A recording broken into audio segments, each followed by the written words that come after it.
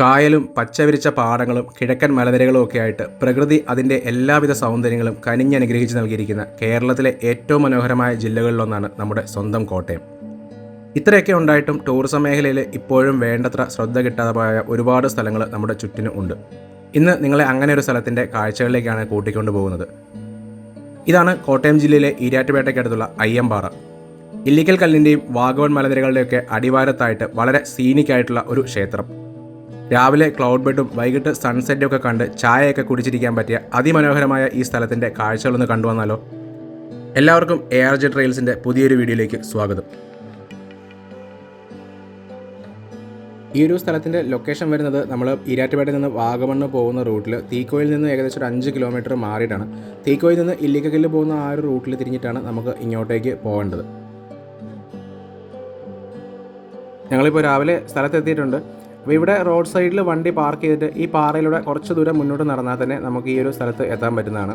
സാധാരണഗതിയിൽ വൈകിട്ടൊക്കെ ഇവിടെ വന്നു കഴിഞ്ഞാൽ റോഡ് സൈഡിൽ വണ്ടി പോലും പാർക്ക് ചെയ്യാൻ പറ്റാത്ത അത്രയും തിരക്ക് ഉണ്ടാവുന്നതാണ്. ഇപ്പോൾ നമ്മൾ രാവിലെ വന്നുകൊണ്ടാണ് കാര്യമായിട്ട് തിരക്കില്ലാത്തത്. പിന്നെ ഇവിടെ ഇന്നലെ നല്ല ശക്തമായിട്ട് മഴയും ഉണ്ടായിരുന്നു. അതുകൊണ്ടൊക്കെയാണ് രാവിലെ ഇവിടെ ആൾക്കാരില്ലാത്തത്. നമ്മൾ റോഡിൽ വണ്ടി നിർത്തി കുറച്ച് മുന്നോട്ടേക്ക് വരുമ്പോൾ ഇവിടെ ഒരു പുതിയ ചായക്കടയൊക്കെ കാണാൻ പറ്റും.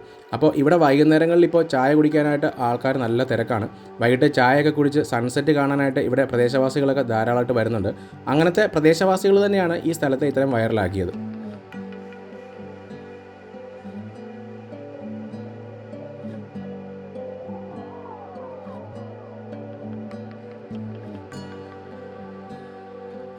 ഞങ്ങൾ രാവിലെ ഒരു 6 മണിയായപ്പോഴാണ് ഇവിടെ എത്തിയത്.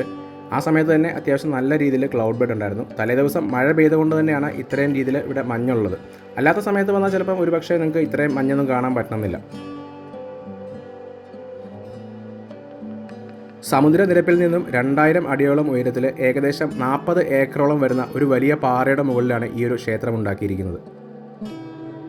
വാഗമണിലേക്കൊക്കെ പോകുന്ന സഞ്ചാരികൾക്ക് പോകുന്ന റൂട്ടിൽ ഉൾപ്പെടുത്താൻ പറ്റിയൊരു സ്പോട്ടാണിത്. ഈ ഒരു സ്ഥലത്തെ ചുറ്റിപ്പറ്റി ഒരുപാട് ഐതിഹ്യങ്ങളും ഒക്കെ ഉണ്ട്. പണ്ട് വനവാസകാലത്ത് പഞ്ചപാണ്ഡവർ ഇവിടെ വന്ന് താമസിച്ചിരുന്നു എന്നൊക്കെയാണ് പറയപ്പെടുന്നത്. ഈ ക്ഷേത്രത്തിൻ്റെ സൈഡിലായിട്ട് ഒരു ചെറിയ കുഴിയും അതിനകത്ത് വെള്ളം കെട്ടി നിൽക്കുന്നതൊക്കെ കാണാൻ പറ്റും. അത് പണ്ട് കാലത്ത് ഭീമൻ്റെ കാൽപ്പാട് പതിഞ്ഞെന്നൊക്കെയാണ് ഇവിടുത്തെ നാട്ടുകാർ പറയുന്നത്. ഇന്ന് ഞങ്ങളിവിടെ വന്നപ്പോൾ സത്യം പറഞ്ഞാൽ രാവിലെ വേറൊരു മനുഷ്യൻ പോലും ഇവിടെ വന്നിട്ടില്ല.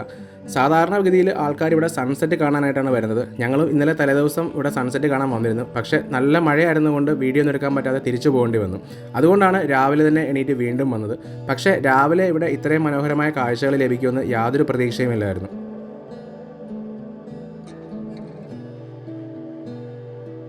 അപ്പോൾ തന്നെ ഈ കാണുന്നതാണ് അയ്യമ്പാറയിലെ അയ്യപ്പ ക്ഷേത്രം.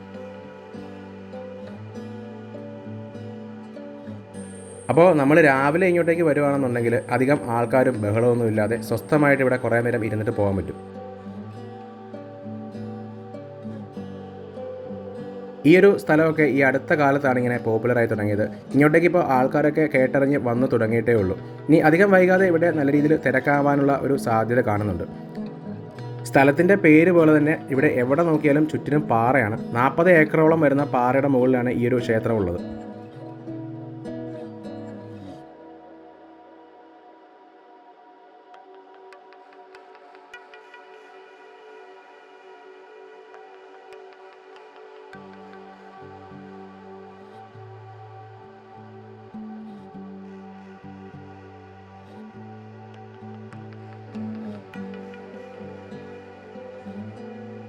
പഞ്ചപാണ്ഡവർ വനവാസകാലത്ത് പ്രതിഷ്ഠിച്ച ഒരു അയ്യപ്പൻ്റെ വിഗ്രഹമാണ് ഈ ഒരു ക്ഷേത്രത്തിൻ്റെ അകത്ത് ഉള്ളത്.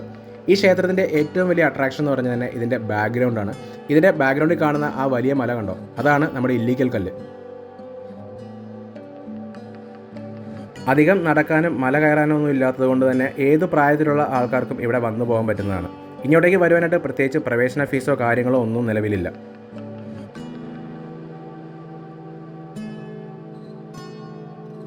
ഈ ഒരു സ്ഥലത്തിൻ്റെ പേര് വന്നതിൻ്റെ പിന്നിലും ഒരുപാട് രസകരമായ കഥകളൊക്കെ ഉണ്ട്. അതിൽ പ്രധാനപ്പെട്ട ഒരു കഥയാണ് പണ്ട് പാണ്ഡവരിവിടെ വന്ന സമയത്ത് ഇവിടെ 5 വലിയ കല്ലുകൾ ഉണ്ടായിരുന്നതും അങ്ങനെയാണ് ഈ സ്ഥലത്തിന് അയ്യമ്പാറ എന്ന പേര് വന്നതെന്നാണ് പറയുന്നത്. പിന്നെ ഒരു കഥ എന്ന് പറയുന്നത് ഇവിടുത്തെ അമ്പലത്തിൽ അയ്യപ്പൻ്റെ പ്രതിഷ്ഠയുള്ളതുകൊണ്ടും അയ്യമ്പാറ എന്ന പേര് വന്നതെന്നാണ് പറയുന്നത്. ഈ ഒരു ക്ഷേത്രം അങ്ങനെ എല്ലാ ദിവസവും പൂജയുണ്ടെന്ന് തോന്നുന്നില്ല. ഞങ്ങൾ വന്ന സമയത്തൊക്കെ ഇത് അടഞ്ഞു കിടക്കുന്നതാണ് കണ്ടിട്ടുള്ളത്. ഈ ഒരു അടുത്ത കാലത്ത് ഈ ഒരു അമ്പലം നല്ല രീതിയിൽ പെയിൻറ് ചെയ്തപ്പോൾ നല്ല ഭംഗിയാണ് കാണാനായിട്ട്.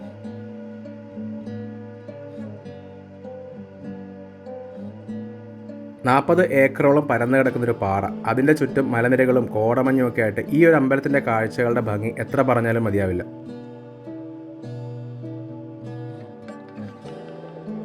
ഈ ഒരു ക്ഷേത്രം നിൽക്കുന്ന പാറയുടെ 3 വശങ്ങളിലും നല്ല കൊക്കയാണ്. അതുകൊണ്ട് തന്നെ ഫാമിലി ആയിട്ട് വരുന്ന ആൾക്കാരൊക്കെ ഇതിലെ നടക്കുമ്പോൾ ഒന്ന് ശ്രദ്ധിക്കണം. ഇവിടെ അങ്ങനെ കൈവരികളും കാര്യങ്ങളൊന്നും സ്ഥാപിച്ചിട്ടില്ലാത്തതുകൊണ്ട് തന്നെ താഴേക്ക് വീഴുവാനുള്ള ചാൻസ് വളരെ കൂടുതലാണ്.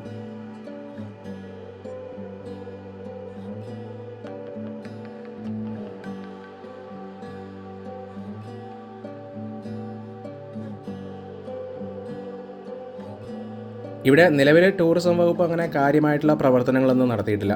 ഇവിടെ എന്തെങ്കിലും ഡെവലപ്മെൻറ്റ് ആക്ടിവിറ്റീസൊക്കെ കൊണ്ടുവരുവാണെന്നുണ്ടെങ്കിൽ ഇവിടെ വരുന്നവർക്ക് കുറച്ചുകൂടെ ഹെൽപ്ഫുൾ ആയിരിക്കും. ഇപ്പോൾ ഇവിടെ ശരിക്കും ബാത്റൂം സൗകര്യങ്ങളോ കാര്യങ്ങളോ അങ്ങനത്തെ ഒരു ഫെസിലിറ്റീസും ഇല്ല. ആകെപ്പാടെ ഉള്ളത് ഒരു ചായക്കടയാണ്. അപ്പോൾ ഭാവിയിൽ ടൂറിസമൊക്കെ ഏറ്റെടുക്കുകയാണെന്നുണ്ടെങ്കിൽ ഈ ഒരു സ്ഥലം നല്ല രീതിയിൽ ഡെവലപ്പ് ചെയ്തെടുക്കാൻ പറ്റും. ഈ വീഡിയോ ഒക്കെ കണ്ടിട്ട് ഇവിടെ എപ്പോഴും ഇത്രയും ഭംഗിയായിട്ട് കിടക്കുന്ന സ്ഥലമാണെന്ന് വിചാരിക്കരുത്. ഇപ്പോൾ മഴ സീസണൊക്കെ ആയതുകൊണ്ടാണ് ഇവിടെ ഈ ക്ലൗഡ് ബെഡും കാര്യങ്ങളൊക്കെ ഉള്ളത്. പിന്നെ വൈകിട്ട് സൺസെറ്റ് കാണാൻ വരുവാണെങ്കിലും നല്ല ഭംഗിയാണ്. അല്ലാത്ത സമയങ്ങളിൽ ഉച്ചയ്ക്കൊക്കെ ഇവിടെ വന്നു കഴിഞ്ഞാൽ ഈ പാറയൊക്കെ ചുട്ടുപൊള്ളി വളരെ ബുദ്ധിമുട്ടായിരിക്കും ഇതിലെ നടക്കുവാനായിട്ട്. നമ്മൾ വൈകുന്നേരങ്ങളിൽ വരുമ്പോൾ പോലും പാറയിലെ ആ ചൂട് മാറാറില്ല.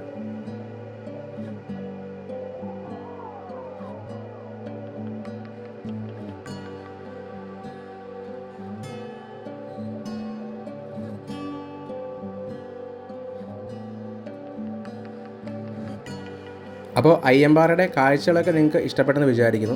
ഇതുപോലെ അങ്ങനെ അധികം ആൾക്കാർക്കൊന്നും അറിയപ്പെടാത്ത സ്ഥലങ്ങളാണ് ഞങ്ങൾ ഈ ചാനലിലൂടെ കൂടുതലും പുറത്തേക്ക് കൊണ്ടുവരുന്നത്.